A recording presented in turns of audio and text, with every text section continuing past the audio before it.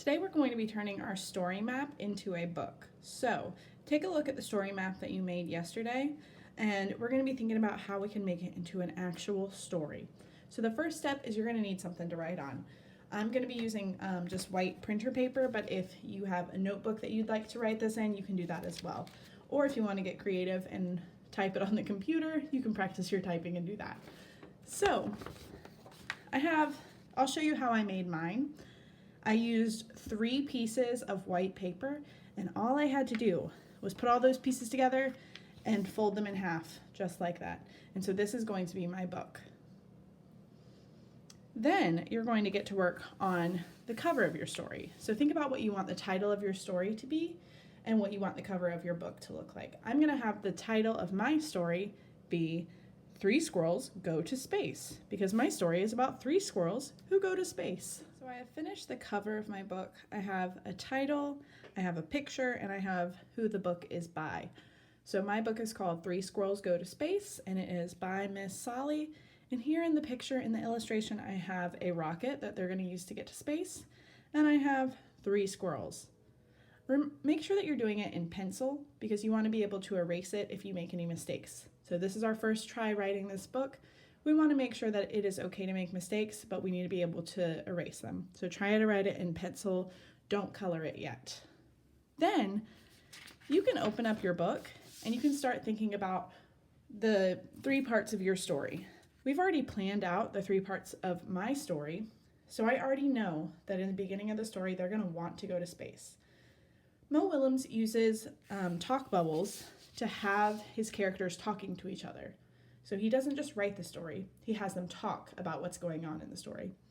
So I need to think about what my characters are going to be saying to each other. So next you're going to work on planning out your book and planning out what the characters will be saying to each other on each page. So maybe for the beginning of my story, the squirrels are saying to each other, "Let's go to space, let's build a rocket."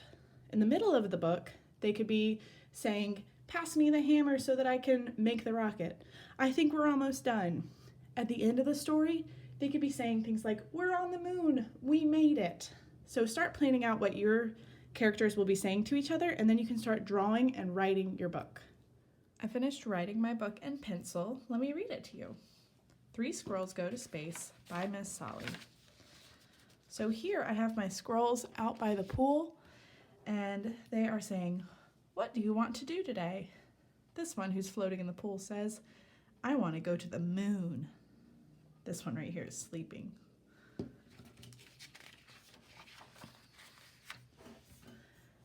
The moon? How will we get to the moon? A rocket ship. We have to build a rocket ship. And he's got his thought bubble and he's thinking about the rocket ship.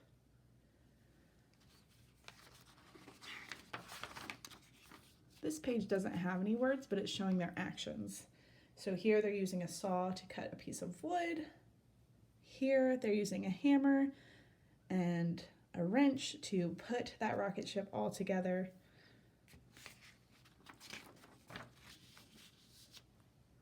We finished. So beautiful. Wow. And now they're in the rocket ship. 3, 2, 1, blast off. Here on the last page, they're on the moon. That's the Earth in the background, and they're all kind of exploring the moon. This one says, "We did it." So we talked about how Mo Willems adds to his pictures by drawing lines that show how the animals are moving. So now that I've written the book and drawn the pictures, I'm going to go through and make sure that I show movement with my characters.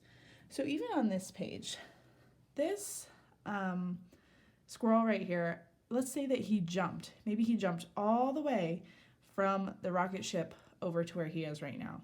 So what I can do is draw a couple of lines that show how he's walking on the moon. If you've ever seen a picture of somebody walking on the moon, it looks like they're bouncing. So I've gotten some movement for him. This guy's up in space. So maybe just like in the book that we read, we could draw a line kind of like that to show how he kind of flew out and now he's floating out there. maybe this guy over here is shaking his arms, so he can have some lines like this around his arms. And I can go through my book and do this on each page so that I can add lots of more detail to my pictures. Like over here where they're in the pool, I could add lines to show which way he's floating.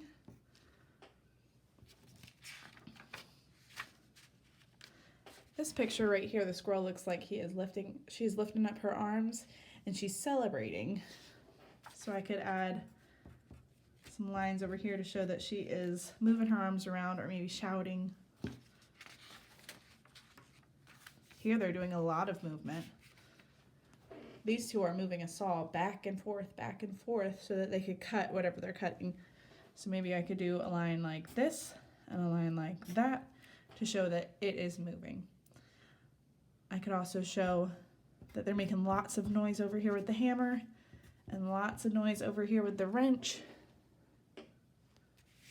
So I'm adding those lines to show movement. So I want you to go through your book and add movement to your book as well.